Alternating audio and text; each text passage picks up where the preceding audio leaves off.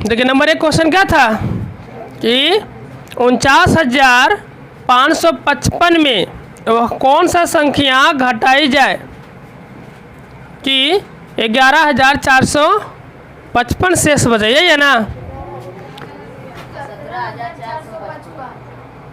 यहाँ तो 11,000 लिखा हुआ है।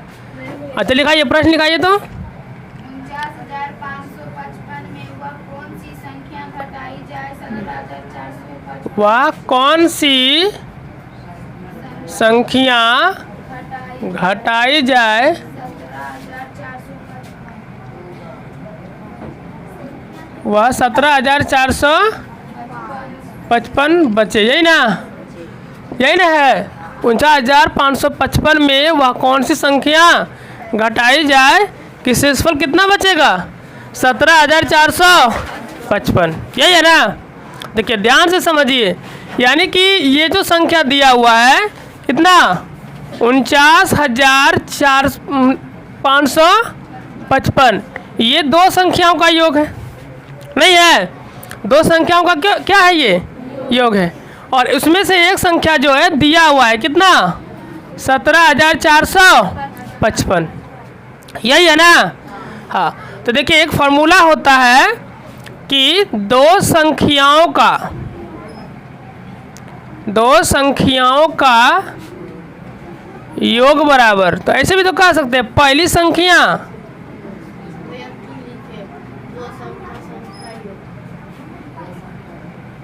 संख्याओं का योग, पहली संख्या प्लस क्या दूसरी संख्या, ये तो बात वही हो गया। पहला दो संख्या का योग है तो पहला संख्या जोड़ दूसरा संख्या, नहीं है।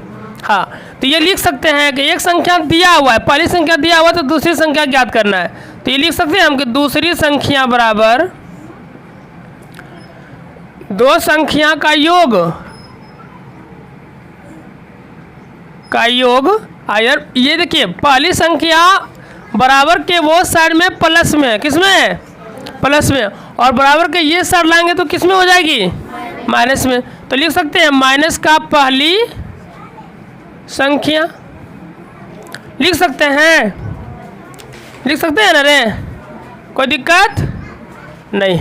चलिए तो दोनों संख्या का योग है 49,555, उसमें से एक संख्या है 17,455, तो इसमें घटा दीजिए आप, कितना आएगा घट के, देखो 5 में से 5 घटेगी 0, फिर 5 में से 5 0, फिर 5 में से 4 घटेगा तो 1, और कितना 9 में से 7 घटेगा 2, और 4 में से 1 घटेगा तो 3, यही है वो दूसरा संख्या। कौन है 32,100, वो दूसरा संख्या है जिससे प्राप्त हुआ है, ठीक है।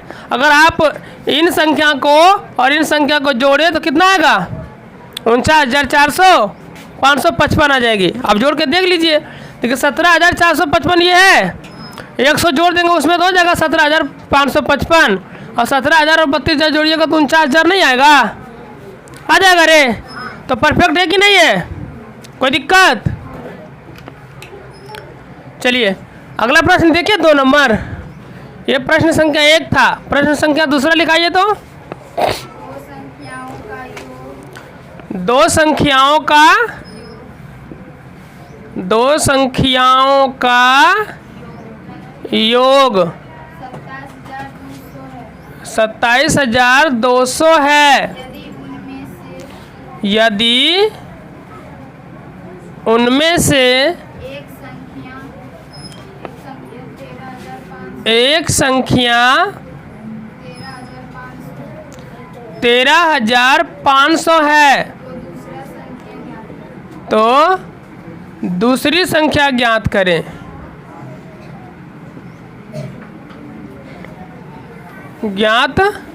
यही ना है, हाँ चलिए तो देखिए दोनों संख्या का योग तो दे दिया आंसर 27,200, दोनों संख्या का योग कितना है, यानी कि ये कह सकते हैं फिर वही प्रश्न पर कि एक संख्या दिया हुआ तो दूसरी संख्या निकालना है, दूसरी संख्या बराबर क्या हो जाएगी, फार्मूला बताइए।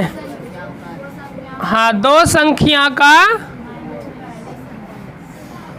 योग और माइनस में क्या हो जाएगा पहली संख्या, ठीक है। तो देखिए दो संख्या का योग कितना था 27,200 नहीं है, और एक संख्या कितना दिया हुआ है 13,500। तो अब इसे घटाइए, बताइए 0 में से 0 घटा कितना, फिर 0 में से 0 घटेगा, 2 में से 5 घटेगी, 2 क्या लेगा, कितना हो जाएगा, 12 में से घटेगा 5 तो 7, ये 7 में से 7 नहीं बचा ना, अब तो 6 हो गया, एक पैसा दिया था ना एक दहाई, तो अब 6 हुआ, 6 में से घटेगा 3 तो कितना बचेगा 3, अब यहाँ 2 में से घटेगा 1 तो 1, यानी कि 13,700 दूसरा संख्या था, है ना। आप इन संख्या को और ये संख्या को जोड़ दीजिए, दोनों को कितना प्राप्त हो जाएगा 27,200। कोई दिक्कत आया समझ में? चलिए तीसरा प्रश्न लिखाइए। 2000 से 3000 के बीच। हाँ 2000 से 3000 के बीच बीच। वह कौन सी संख्या है वह कौन सी संख्या है, जिसका इकाई का अंक 9 संख्या है जिसका 9 है, इकाई का अंक 9 9, दहाई का अंक 7, दहाई का अंक 7 तथा एक सैकड़ा का अंक तथा सैकड़ा का अंक कितना है, 6। सैकड़ा का अंक 6 है। इसके बाद बताइए, ओ ऊपर में दे दिया गया था।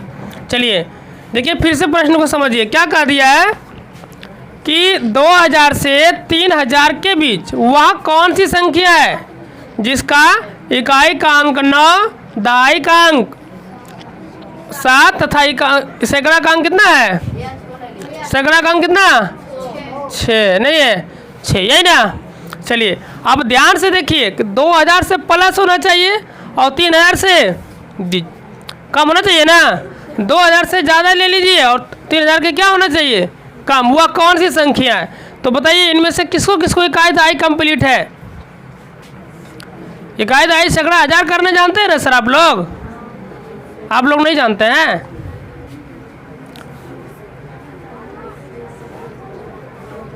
चलिए किसी भी संख्या का वैल्यू 1000 पहुंचने के लिए अंकों की संख्या कितनी होनी चाहिए, किसी भी संख्या का वैल्यू 1000 होगी तो अंकों की संख्या कितना होना चाहिए, के गो अंक रहेगा उसमें 4 अंक रहेगा ना। तो देखिए पीछे से गिनते इकाई दहाई कि आगे से, कहाँ से गिनेंगे, कई लोग को देखिएगा आगे से गिन देगा इकाई दहाई सैकड़ा इधर से, जैसे मान लिया कोई संख्या लिखते हैं इस तरह से, ऐसे इकाई दहाई सैकड़ा हजार ना होता है, तो ऐसे नहीं गिनना है, कहाँ से गिनिएगा पीछे से। तो आप देख लीजिए इकाई का अंक कितना दिया हुआ है 9, तो इकाई स्थान पर बैठा दीजिए 9, दहाई का मान 7, पीछे लिखिए देखिए हो गया इकाई दहाई, सैकड़ा का दिया हुआ 6 तो सैकड़ा के यहाँ दे दीजिए कितना, अब इकाई दहाई सैकड़ा का बात खत्म हुआ, अब तो कुछ नहीं दिया हुआ है। तब संख्या का है कि 2000 से 3000 के बीच रहना चाहिए, तो यहाँ पर दे दीजिए कितना 2, कितना देना है 2। देखिए 26,000 कितना है 2679, यह है 2000 और 3000 के बीच की संख्या, कहीं पर है ना बीच में, 2000 से कम भी नहीं है और 3000 से ज़्यादा भी नहीं है 2000 से 3000 के बीच। समझ में आया? बताइए कितना आदमी इस प्रश्न को समझ गए। और ये काफ़ी VVI क्वेश्चन है, आपको 9, 10, 11 सभी जगह मिलेगा ये क्वेश्चन। चलिए ठीक है, बहुत अच्छा। नेक्स्ट क्वेश्चन लिखाइए, क्वेश्चन नंबर 4 को। यदि किसी घर के एक परिवार में 1.25 kg चावल प्रतिदिन खपत होती है, तो उस परिवार के महीने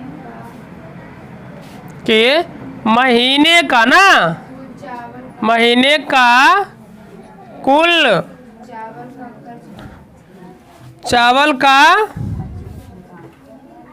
खपत बताइए, यही ना। खोल दीजिए पिछला दरवाजा। चलिए, तो ये ना प्रश्न है, देखिए फिर से समझिए। कहा है कि यदि किसी घर के एक परिवार में 1.25 यानी कि 1.25 kg, कितना है ये 1.25 kg, 1 kg में कितना ग्राम होता है रे? 1000 ग्राम नहीं है, तो ये है 1.25 किलो, तो कितना ग्राम होगा? 1 kg में 1000 ग्राम, तो 1.25 kg में 1250 ग्राम नहीं होगा? हाँ, क्योंकि एक पाव में कितना 250 ग्राम ना होता है। चलिए, तो 1.25 kg चावल जो है प्रतिदिन खा जाता है, मतलब खपत हो जाती है घर में, समझे कि नहीं। तो कहता है उस परिवार के महीने का कुल चावल खपत बताइए, मतलब एक महीना में वह कितना चावल खर्च करेगा। तो बताइए, एक महीने में कुल कितनी दिन होती है? 30 दिन। कितना दिन? एक साल में कितना दिन? एक वर्ष में कितना होता है? एक साल में कितना? हाँ, साल और वर्ष उसी को कहते हैं, याद रखिएगा, ठीक है। अच्छा, एक लीप वर्ष में कितना दिन? लीप वर्ष में कितना बताइए? लीप वर्ष में फरवरी का महीना कितने दिनों का हो जाता है? 29 दिन का। कितना दिन का? हाँ, चलिए, तो अब देखिए एक महीने में 30 दिन होता है, प्रतिदिन इतना खर्च कर रहा है कि नहीं। तो एक दिन में लिखेंगे, चूँकि एक दिन का जो खर्च है, एक दिन में चावल का खपत कितना था सर? चावल का खपत है कितना? 1.25 kg, तो इसलिए कितना दिन में चाहिए? 30 दिन में चावल की खपत बराबर 1.25 गुना कितना हो जाएगा? 30। कितना होगा? तो पहले 125 गुना 30 करके दिखाइए हमको आप। 125 गुना 30 करिए सर। तो 0 0 0 5 या 15 3 दूना 6 और 3 कम 3, तो 0 5 7 3 और दशमलव कितना अंक के बाद पड़ेगा? 2 अंक के बाद पड़ेगी, तो हो जाएगा 37.50। कितना? 37.50। इतना केजी चावल क्या करेगा ये? खपत कर देगा महीने में। समझ जाइए, किसका किसका घर में इतना चावल रोज खपत होता है रे? हम लोग का घर में ज़्यादा ही हो जाता है। हाँ, किसी का घर ऐसा है जिसमें कम होता हो? किस सोनम का घर है खाली? अच्छा, और किसी का नहीं है? मतलब सब एकदम भोरे पका दिन भर खाता है, नहीं है ना। चलिए, तो 4 ही क्वेश्चन था, एक और है, बताइए एक और क्वेश्चन क्या है? रुक जाइए,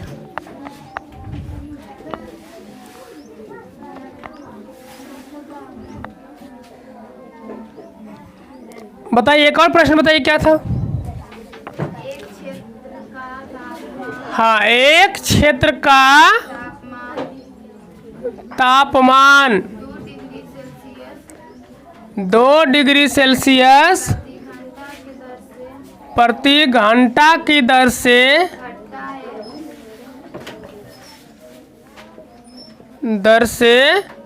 घटता है। घटता है। हाँ, ये रात 12 बजे तो बताइए रात 12 बजे रात 12 बजे तापमान का तापमान क्या होगा? तापमान क्या होगा? जबकि सुबह 11 बजे का 11 बजे का तापमान 17 डिग्री सेल्सियस था। और कुछ है? कितने ने रे? चलिए, तो समझिए बढ़िया से, क्या कहे कि एक क्षेत्र का तापमान जो है वह 2 डिग्री सेल्सियस प्रति घंटा की दर से क्या होती है? घटती है। क्या होती है? हाँ, किसी भी क्षेत्र का हो सकता है, जैसे मान लीजिए अपना क्षेत्र का, ठीक है। तो 2 डिग्री सेल्सियस प्रति घंटा क्या हो रही है? घट रही है, यानी कि कम हो रहा है।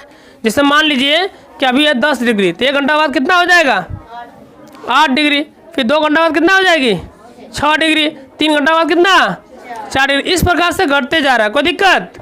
हाँ, तो कहता है बताइए कि रात 12 बजे का तापमान क्या होगा। रात का 12 बजे, कितना बजे? रात का 12 बजे का तापमान क्या होगा, जबकि सुबह 11 बजे तापमान 17 डिग्री सेल्सियस था। कितना बजे था सर? सुबह 11 बजे था। देखिए पहले इंडिकेट कीजिए समय, सुबह का, सुबह 11 बजे, फिर 12 बजेंगे, फिर 1 2। देखिए हम लोग के घड़ी में देख के धुन बजता है रे। हाँ, हम लोग तो वो वाला घड़ी रखते हैं, 24 घंटा वाला नहीं रखते हैं, 12 घंटा वाला। तो 1 बजेगी, फिर 2 3 4 5 6 7 8 9 10 11 12। ये नहीं पूछा है, नहीं पूछा है।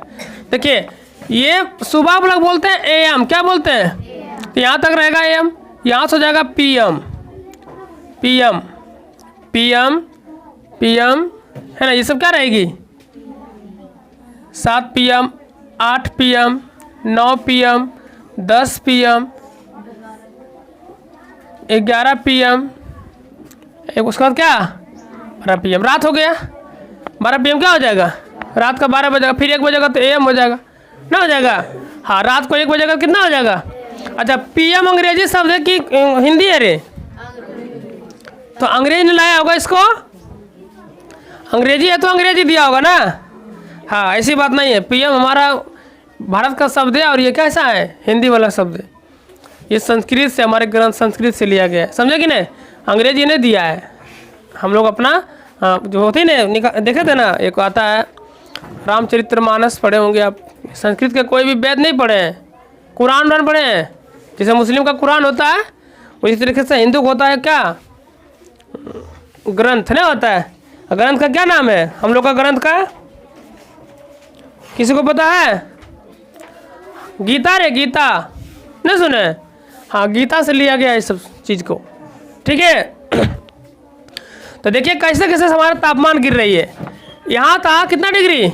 17 डिग्री था ना।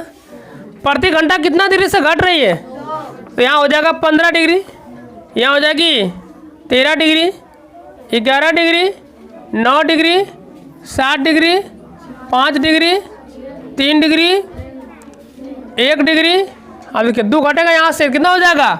माइनस का 1 डिग्री ना, फिर माइनस का 3 डिग्री सेल्सियस, फिर माइनस का 4 डिग्री सेल्सियस, माइनस का 4 बोल रहे हैं, माइनस का 5 डिग्री सेल्सियस, फिर माइनस का 7 डिग्री, फिर माइनस का 9 डिग्री। तो हमारा प्रश्न क्या कहा है कि रात का 12 बजे, कितना बजे बोला? हाँ, रात का 12 बजे का तापमान बताना है।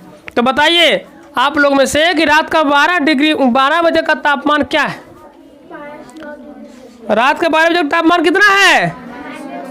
-9 डिग्री सेल्सियस नहीं है। देखिए यही ना है रात का 12 बजे, तो इसका तापमान कितना? -9 डिग्री सेल्सियस। समझ में आया? अगर आपसे पूछ दिया होता कि रात 9 बजे का तापमान क्या है, तो क्या कहिएगा? -3 डिग्री सेल्सियस। अगर पूछ देता कि शाम 4 बजे का तापमान क्या है, कितना? प्लस कि माइनस? हाँ, 7 डिग्री सेल्सियस। इस तरह से बता दीजिएगा, नहीं बताइएगा। कोई दिक्कत? समझ में आ गया 5 क्वेश्चन? ठीक, चलिए।